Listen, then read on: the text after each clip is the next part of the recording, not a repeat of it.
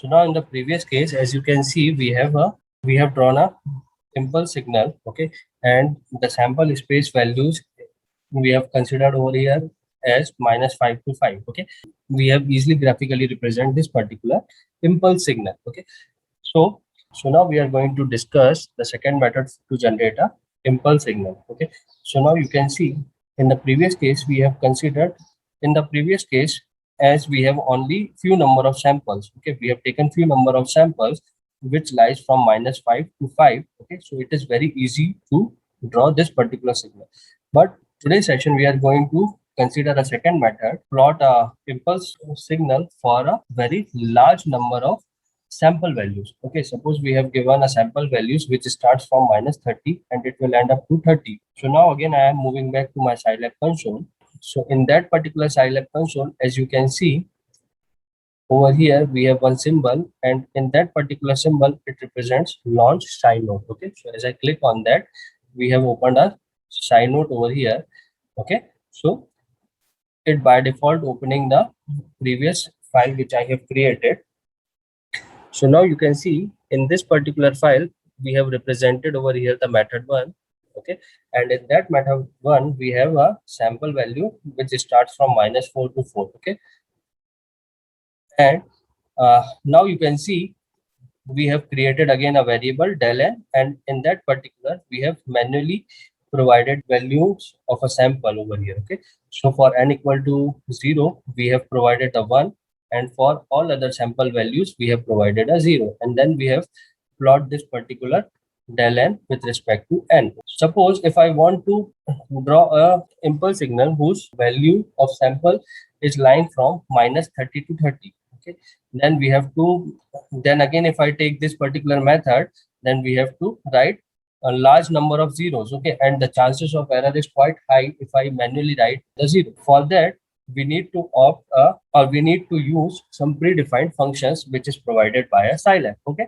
So first we are going to look into some predefined functions. So one such function is zeros over here, okay.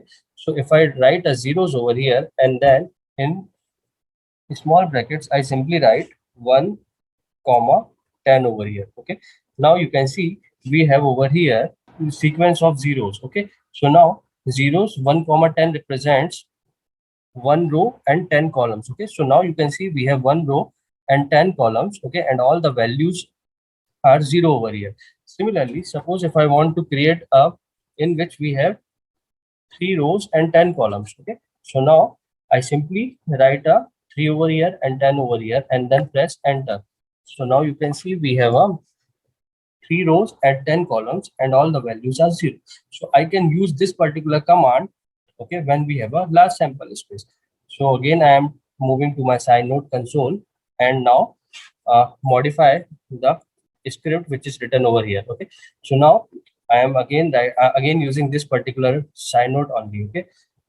So as you can see over here, we have a double slash, and this after double slash I have written method 1, okay. So whenever we need to comment some portion of a script, then I can use this double comment. And if I want to comment multiple lines or multiple sequence of codes written in a script, then I have to use what?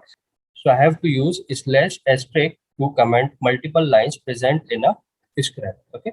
So again, if I want to uncomment the script space, then again I have to write what?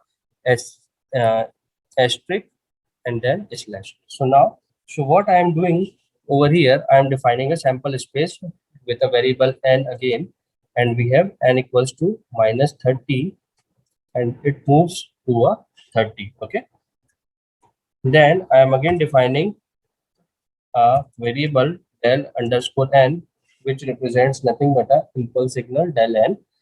And now, as you can see, I am simply creating over here a vector of zeros, okay. So now I am writing what over here?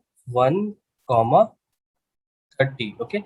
Then after space I am writing 1, and then after space I am again writing zeros 1 comma 30, okay. So you don't confuse over here, we have written over here what a comma, but over here we have used a space. Okay, so in both way you can define a vector in a Scilab. Okay, so what does this particular statement means?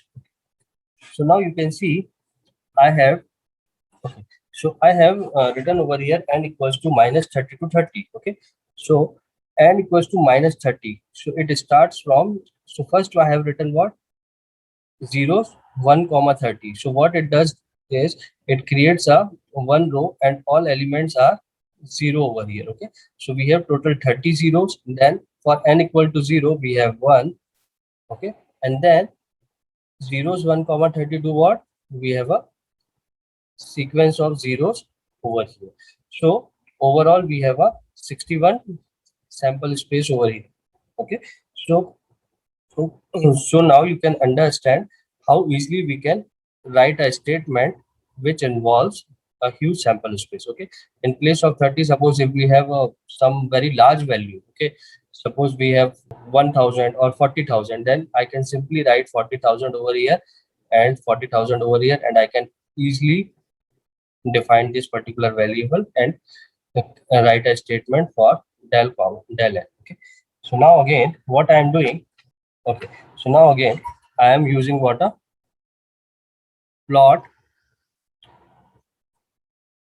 2d3 function, and I have already told you that particular plot 2d3 function is used to make a discrete graphs. Okay, suppose if I want to make a continuous plot, then I simply use plot 2d command. Okay, but if I want to make a discrete type of graph, I have to use plot 2d3. Likewise, if I want to make a step size of plot, then I can use plot 2d2. Okay, over here, since I am using a discretization of a signal, so I have used a plot 2d3. Okay, and now again in a parenthesis I am writing an argument. So in the x-axis, as I have what time samples, so I am writing n, and then in the y-axis I have a del underscore n over here. Okay, and again I am copying over here what? A title, x label and y label. Okay, so I am simply saving it, and now with this particular symbol I am executing the set of commands. So now you can see we have a discrete impulse signal and whose sample space is from minus 30 to a 30, and we can easily generate this particular sample space by making use of predefined functions provided by a Scilab.